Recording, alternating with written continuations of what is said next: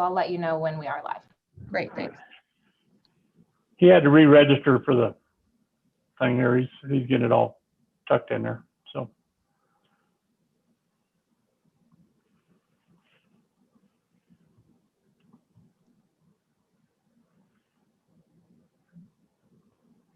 Madam Chairman, you are live. Thank you. Well, good morning, members of Senate Judiciary Committee. Today is Wednesday, February 3rd. We have a very heavy load today of one bill of House Bill 35, which is theft statute amendments. Quick and easy bill. I know we're a little bit delayed this morning, allowing for Senator Kolb to join us. He's having some technical difficulties for the members of the public, but he is in the room. So Senators Cooper, French, and Kolb, who have chosen to be at the Capitol for this 8-day session, have gone into our traditional meeting room of number 6 in the Capitol extension. So they're there now, and looks like Senator Kolb has just joined us.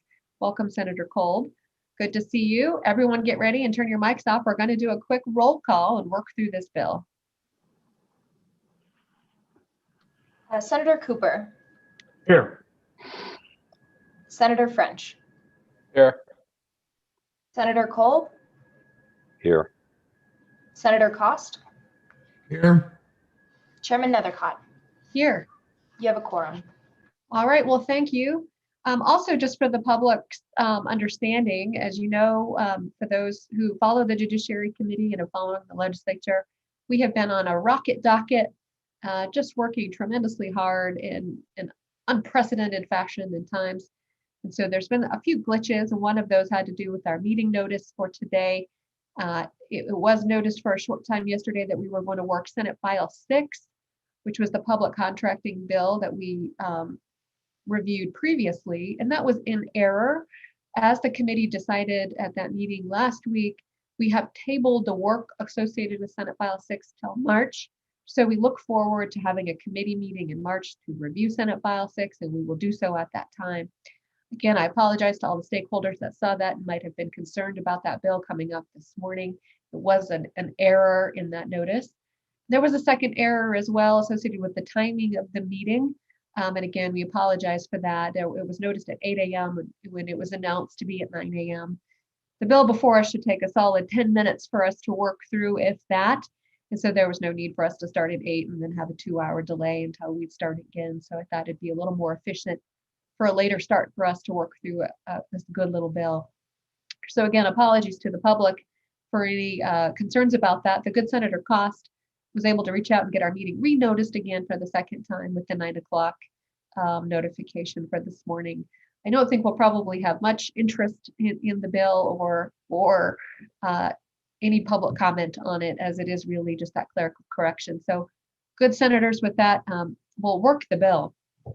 And as a reminder of this bill, I think I've mentioned it to the Senate before. In 2019, the Joint Judiciary Committee did a robust overhaul of our theft laws in the state of Wyoming. And there was no substantive changes made to the bill or to the laws. It just was a restructuring of where those crimes were located in our statute books, and restructured those laws to make them more manageable. And that was in response to kind of perennial appeals reaching the Wyoming Supreme Court on theft crimes. And it created a lot of confusion in our court system. So the Wyoming Supreme Court made a mention that perhaps this could be alleviated if we adopted a theft statute model similar to the state of Colorado. They had a similar challenge, and they restructured and kind of alleviated some of those nuanced ambiguities that resulted in the law from them being so spread out throughout all the different all the different statutory codes. So we did that. It was a huge bill. I don't even remember the page number, but it was big.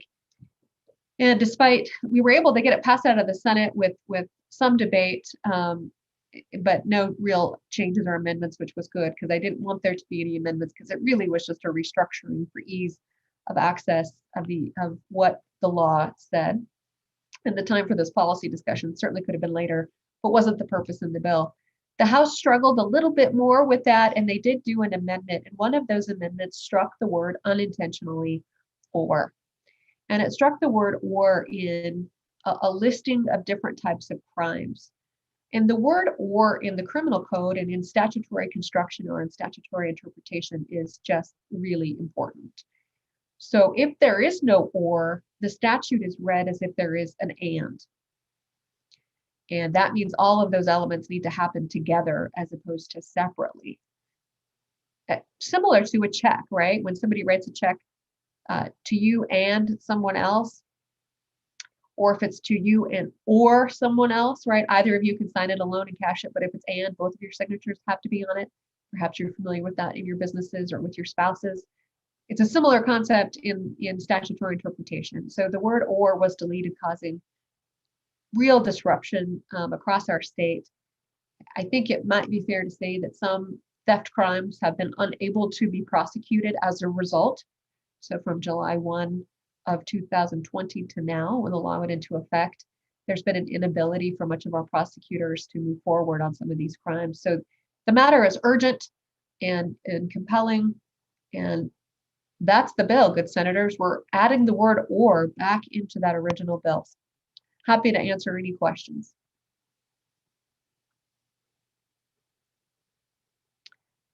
Senator Cooper. This will go into effect immediately upon passing. Is that correct?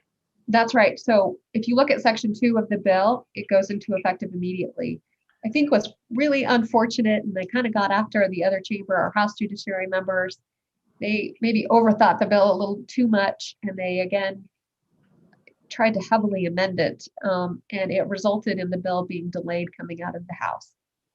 Yeah, there was, pardon me, Madam Chairman, thank you. There was quite a bit of discussion on the word "knowingly," but it's my understanding, and correct me if I'm wrong, that without the word "knowingly," then there's no intent. Is that how you would interpret that? No, I would not interpret it that way. Certainly adding the word "knowingly." So if you look at the term, so if you look at the bill draft, and I would not get wrapped up in what the House did. I think they confused themselves. And I appreciate their efforts, but I think they confused themselves. So if you look at page 2, line 4, that word "knowingly" is present. Yes, ma'am. So hopefully that satisfied those concerns. They all did back away from those amendments, thank goodness. And so the bill is as was originally intended from the Joint Judiciary Committee. I'm hopeful that will happen out of the Senate too. It's not, again, it's a technical error, and I think a technical, just needs to get corrected as opposed to any other policy or other concerns associated with the bill draft. So that is it. And the prosecutors across the state reached out to me pretty fast when they realized the challenge with the bill, with the law that was made, with that "or" being deleted. And they've studied the rest of the statute that's passed pretty extensively to try to understand how to work through it or work around it, or what we were really trying to do. And this is the only piece that they said that needs to be corrected. So as a result of kind of that statewide review by those prosecutors, I'm confident that the only change that needs to be made is the reinsertion of the word "or" that was incorrectly deleted. I will need your help to just push back on anybody in that chamber who might get side railed and see something that isn't there, because it's just really important that it gets passed the way that it is currently presented.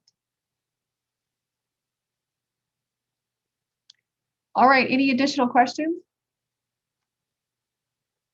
All right, going to call question on the bill. Roll call vote, Danielle. Madam Chairman, has anyone moved the bill? They have not. Thank you, Danielle. Perhaps it was too simple.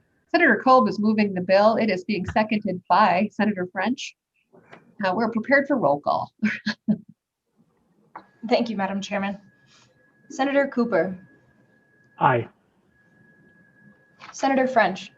Aye. Senator Kolb. Aye. Senator Cost. Aye. Chairman Nethercott. Aye. Those are 5 ayes. All right, thank you, Danielle. I Again, as a result of the delay of the bill coming over from the House, I don't think we're going to be able to push it out. It's possible. I think the majority floor leader tried to get it listed today as that tentative bill for the floor. I'll present it just because it's that easy and want to make sure the body is clearly understands. Don't mess with it. And then I'm hopeful we can maybe get it signed by the governor sooner rather than later, so we don't have to get it to March and further delay goes in. And so successful prosecutions can be made for any of these theft crimes that might occur between now and then. So that's my goal. All right, with that, good committee members, the meeting is adjourned. Danielle, is it possible that you could take us off live, but allow us to stay on here to just kind of have some informal communications about the rest of our afternoon? Madam Chairman, I can take you off of YouTube, but attendees would still be able to join the meeting. We currently don't have any attendees, but I can monitor that and keep you updated as well. That'd be great, thanks. Excellent. I'll let you know when we are off YouTube. Thank you.